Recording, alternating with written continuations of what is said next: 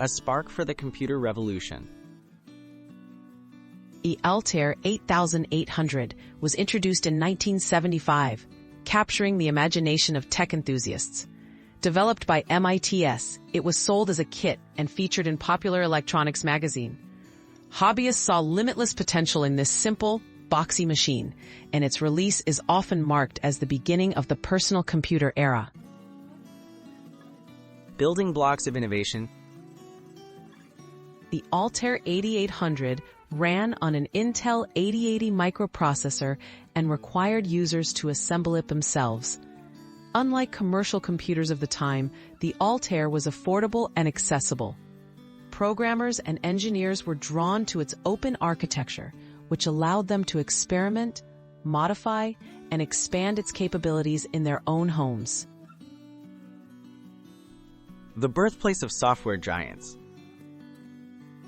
The excitement around the Altair 8800 directly led to the creation of early software companies. Most notably, Bill Gates and Paul Allen developed a basic interpreter for it, founding Microsoft in the process.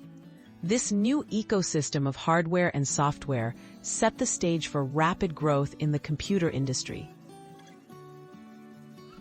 From basement projects to household names. Inspired by the Altair's success, a new wave of entrepreneurs and computer clubs emerged. Groups like the Homebrew Computer Club fostered creativity and collaboration, eventually giving rise to iconic companies such as Apple and Commodore, whose products brought computers out of the lab and into everyday life. A lasting legacy in every home. The Altair 8800 turned computing from a specialized pursuit into a mainstream passion. Its impact endures in today's technology-driven world, reminding us that big changes can start with a simple project, a passionate community, and the urge to experiment. The Altair's legacy lives on in every device we use at home.